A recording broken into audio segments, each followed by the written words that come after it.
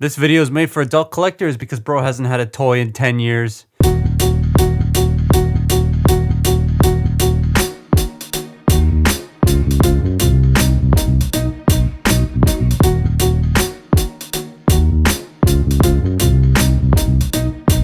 Thank you, Steam, for pinging me very loud to say that the autumn sale was on. So Thrilling 30 Sandstorm? Yes, great way to start. So Thrilling 30 Sandstorm has a very interesting history and an interesting present, and that's that he hasn't got a new toy since Thrilling 30.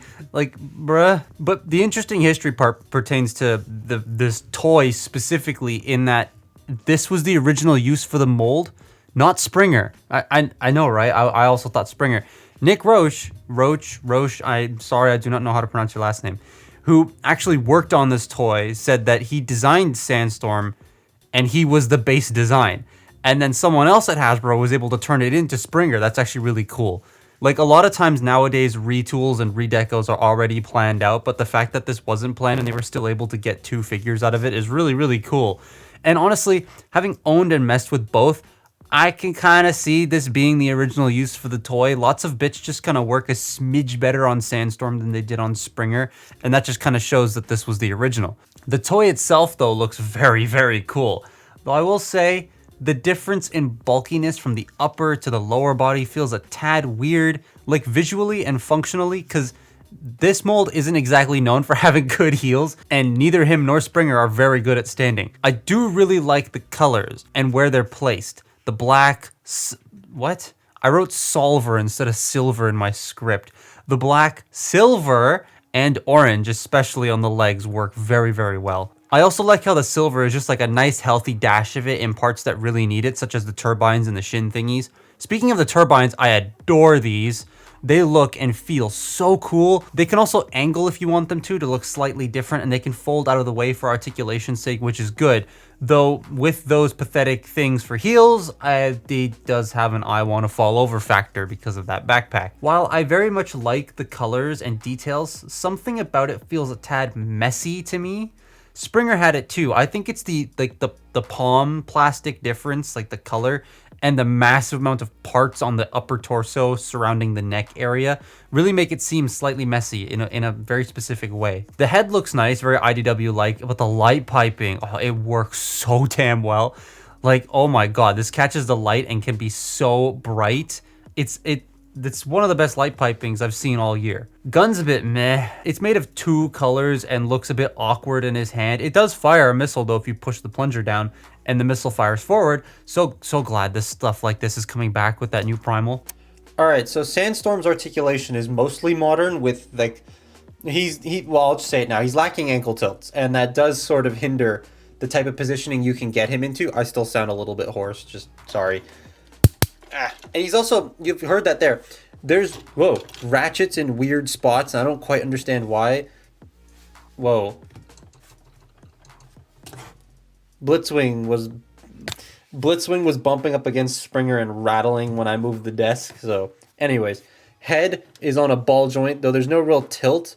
You can get it to move side to side, up and down, a little loose on my copy, but that's fine. He does have trigger happy shoulders, so they can rotate and go in and out, but then they rotate this way and it bumps into stuff on the backpack and it's a bit strange. These can move out of the way to accommodate backwards rotation, kind of. That's about as far as it'll go, unless you move the whole backpack. But you got bicep rotation, ratcheted elbows, because that's necessary.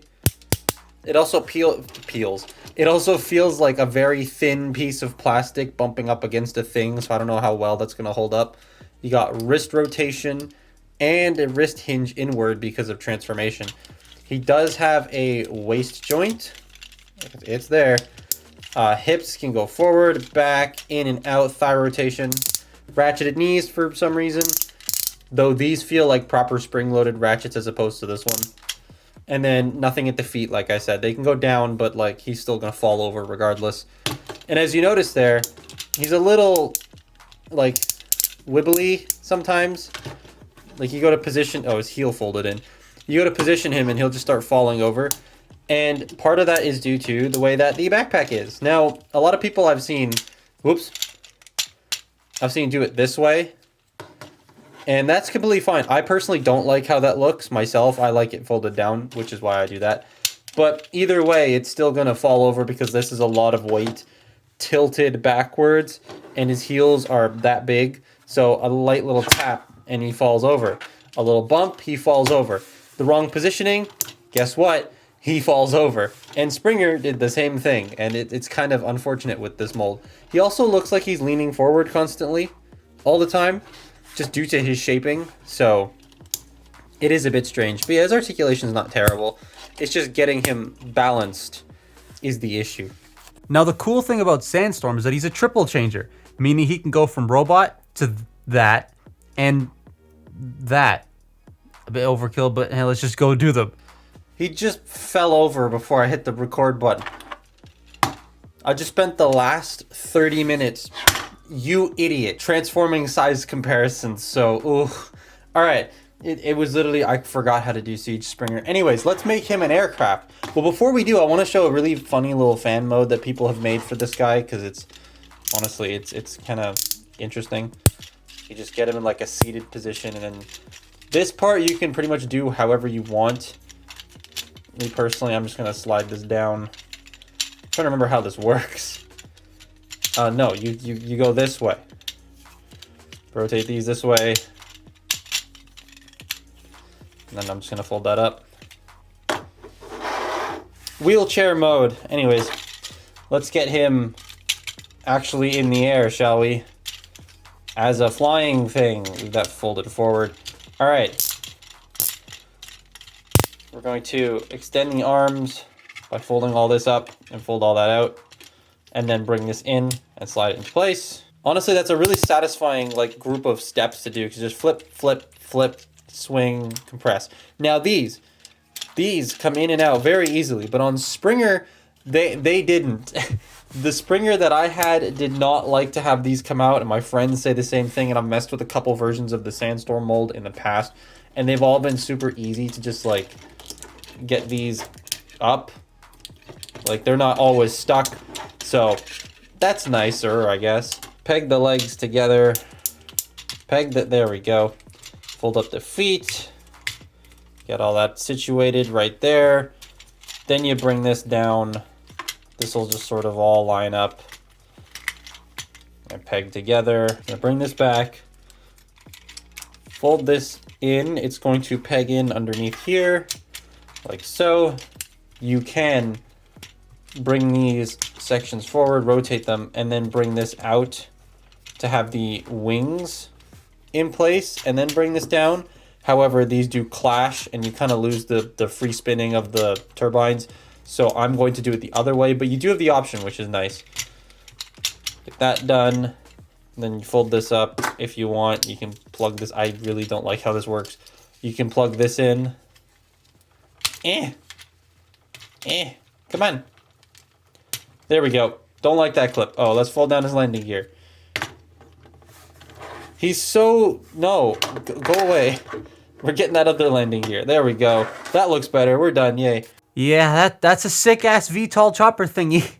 It feels kind of like a G.I. Joe vehicle, which is probably one of the reasons why I like it so much, because I'm a huge fan of a lot of G.I. Joe vehicles. I also adore the massive turbines. Again, they just feel very tactical and versatile, and while the fans themselves don't spin, the wheels on the outsides do, which can kind of emulate the spinning rotors, I guess. Though I really don't like the gun's storage. It looks very tacked on and clips in using a system that feels like it might break at any moment. Springer had that issue too, and I wasn't a fan of either of them. This isn't a small alt mode either. It's nice and large, and the proportions here feel like they fit versus Springer, where the tail felt a little bit too chunky for the rest of the helicopter.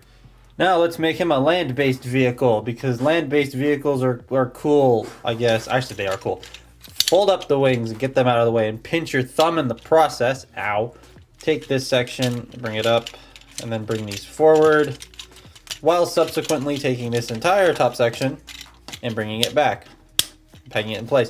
Mine also does this for some reason. That's the only time I've ever seen that happen, but it is happening, so it is strange. Fold up the windows, get this all snapped together, like so. This can be a little weird because you gotta like flex a couple things to get these into place, but once you understand how it works, it becomes a lot easier. Then you want to take the shielding section down, and then you rotate the wheels, and they will peg in right there. And where's the gun? There it is. Take the gun, peg it in on top. What's really cool is there's a port right here and a port right here, and you put this in, it goes through both ports and secures in place, which is pretty cool. There you have the Batmobile. Let's just remove the gun because it's kind of ugly. That's the Batmobile though. Well, that is straight up just a Batmobile. Those are the biggest wheels I've ever seen proportional to the body of a vehicle on a Transformer before. But because of that, he rolls so damn well. It's such a mean looking alt mode though. I legit love it. And all the colors are placed in such nice areas to give it a much more pleasing color scheme than the other two modes. The reinforced windows are a nice touch as well, but if you don't like them, you can fold them away and give them like another set of windows or a massive rear spoiler. What you've got now is like a big rear spoiler. Also, the side black stripe, it's just, that to me, the way that forms is so satisfying and it works so damn well. This is definitely the best alt mode of the toy, in my opinion. But this toy is just very nice in general. Yes, it's missing some articulation that we get nowadays, and the stability is questionable in robot mode, but it's still a fun time. However, the eBay prices I see are not a fun time and not worth it at all. I paid £20 for this at TF Nation. That's a pretty good price for it. But like $30 max is what I'd pay used for one. Maybe 45 to 50 sealed, and I'd probably pay the same amount, like 45 to 50 used for the Takara one. But it's still a fun toy. But that's my look at Generations Thrilling 30 Springer. Follow me on Twitter and Instagram, and I will see you next time. Bye-bye.